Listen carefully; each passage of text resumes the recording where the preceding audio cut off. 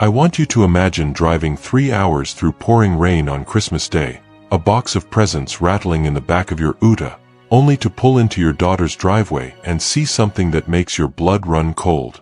That's exactly what happened to me. And before I tell you what I saw on that veranda, I need you to know something. Nothing about that image ever left me.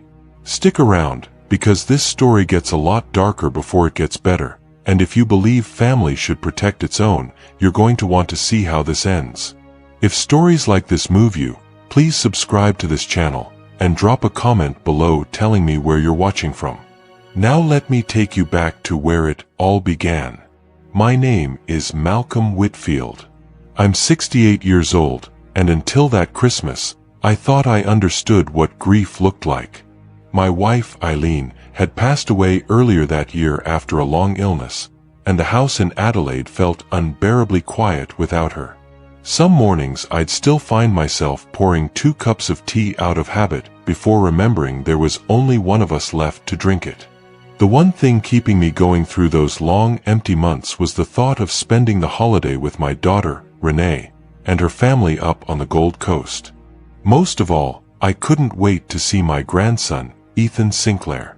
He'd just finished year 12, and I had an envelope in my glove box with a bit of money tucked inside to help him get started at university. I also had a homemade Christmas pudding on the passenger seat, made from Eileen's recipe, because I wanted him to taste a piece of his grandmother even though she couldn't be there herself. I remember packing the Uta the night before, humming along to the radio, feeling something close to happiness for the first time since the funeral.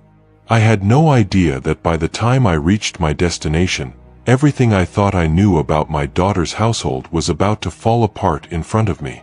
The drive was miserable. Rain hammered the windscreen the entire way, and by the time I reached Renee's street, visibility was almost nothing. I remember slowing the Uta right down as I turned into the driveway, squinting through the wipers, trying to make out the shape on the front veranda. At first I thought it was a bag someone had left out. Then it moved. It was Ethan, 18 years old, soaked to the bone, sitting on the cold concrete in nothing but a t-shirt, shorts, and bare feet. No shoes. No jacket. In the middle of an Australian summer storm, my grandson was shivering like it was the dead of winter. I threw the Uta into park and ran to him, calling his name, and when he looked up at me, his eyes were empty in a way I will never forget. I got him into the Uta and cranked the heater as high as it would go. His lips had a faint blue tinge to them, and his teeth were chattering so hard he could barely get a sentence out. I stripped off my own jacket and wrapped it around his shoulders, then reached into the back seat for an old picnic blanket I kept there for emergencies. I just held onto his shoulder and told him he was safe now, even though I had no idea yet what safe needed to mean, or how far that safety would need to stretch. For a good 5 minutes, he just sat there shivering, staring straight ahead through the windscreen at his own front door like he was afraid it might open again. I didn't push him. I'd learned enough from sitting beside Eileen's hospital bed to know that some truths can't be rushed out of a person. When he finally found his voice, what he told me made my hands grip the steering wheel so hard my knuckles went white. Ethan told me that his stepfather, Craig Doyle, had forced him outside around 11 that morning. The reason was almost too small to believe. Ethan had accidentally overcooked part of the Christmas roast, letting the potatoes go a shade too dark while he was pulling glasses down from the cupboard. That was it. That was the offense. Craig had grabbed him by the arm, shoved him out the front door, and locked the security screen behind him before Ethan even had the chance to grab a jumper. He told me Craig's exact words were that he could cool off out there and think about what he'd done. And the part that cut deepest was this: my daughter, Renee, had stood there in the kitchen doorway and watched it happen. She hadn't said a word. She hadn't moved to unlock the door. Ethan told me he kept expecting to hear her footsteps coming to let him back in, and they never came. He said after the first hour, he stopped expecting it altogether. I asked him, as gently as I could, how long this had been going on. What came out of him next wasn't just about one bad Christmas afternoon. It was 3 years of something I hadn't let myself see. If you've ever had a moment where a single sentence rearranges everything you thought you knew about your own family, you'll understand what I felt sitting in that driveway. I want to know in the comments if you've ever had a moment like that, because I think more people carry this kind of story than we realize. And if you haven't already, please hit subscribe, because what Ethan told me next is the reason I'm sharing this at all. Craig had married my daughter 3 years earlier, and from what Ethan described, the trouble started almost immediately. Because Ethan wasn't his biological son, Craig treated him less like family and more like an inconvenience he'd been forced to accept. Ethan told me he was regularly made to sleep in the garage or the laundry, denied a proper seat at the dinner table, forbidden from speaking unless spoken to first, and punished harshly for the smallest slip-up.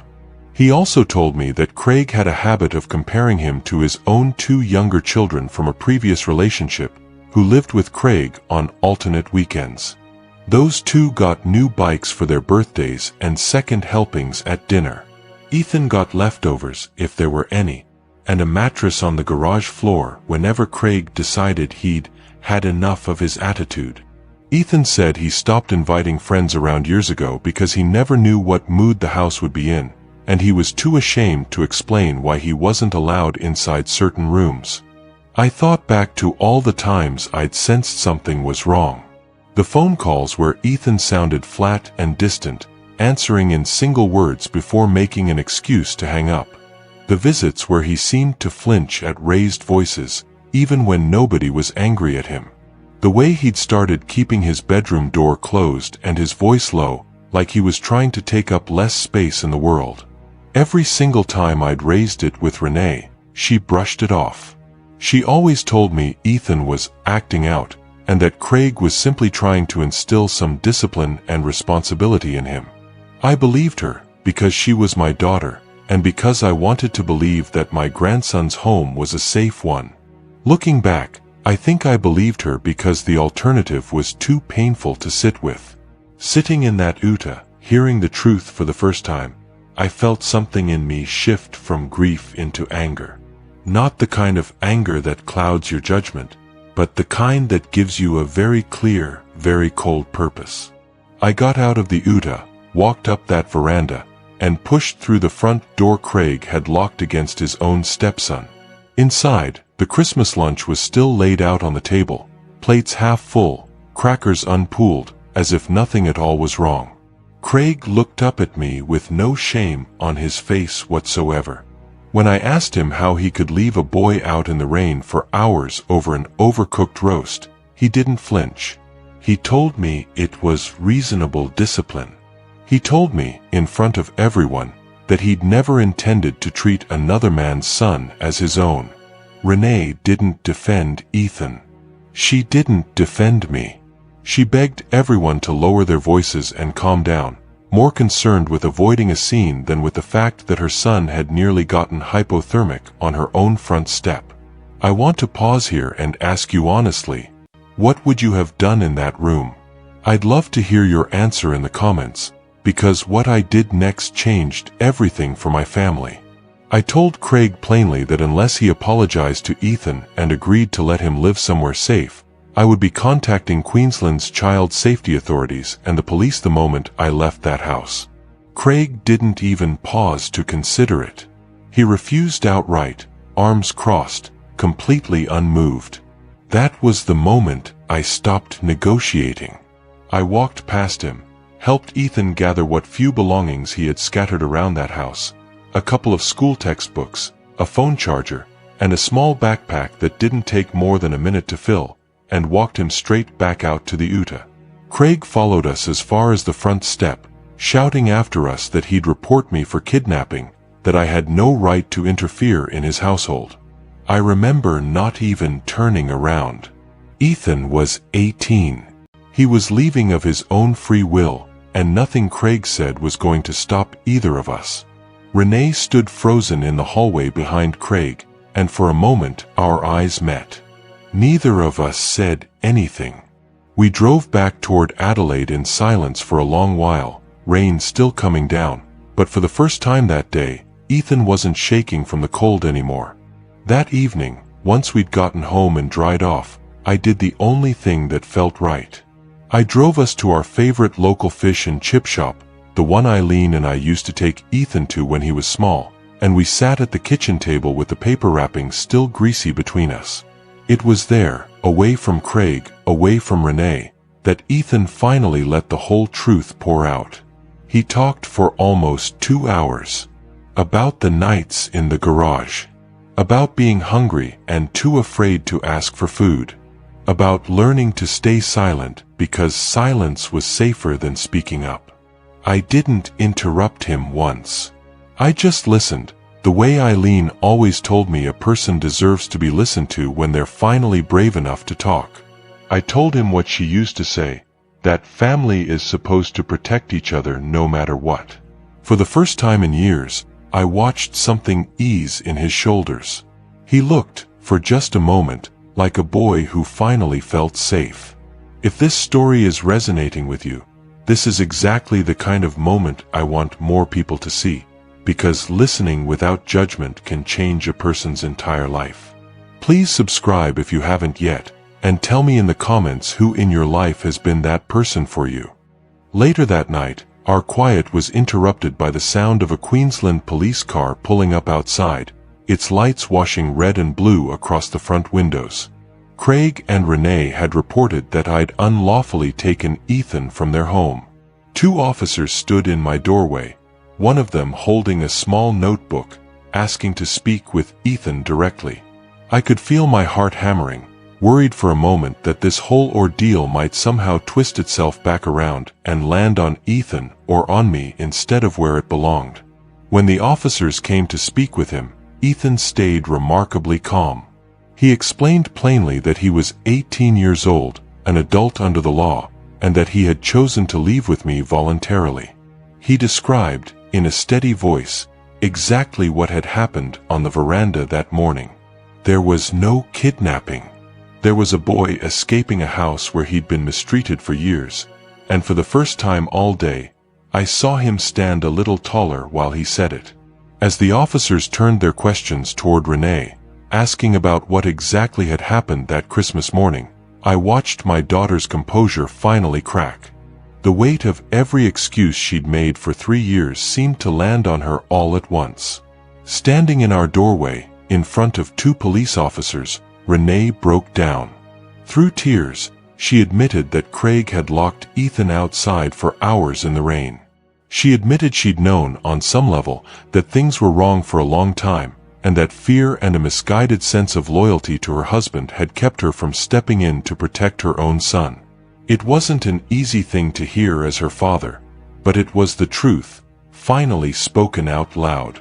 Craig was arrested that night at the property, and officers opened a wider investigation into the years of mistreatment Ethan had endured, including formal statements from Ethan, from Renee, and eventually from a few neighbors who'd noticed things over the years but hadn't known how to say anything.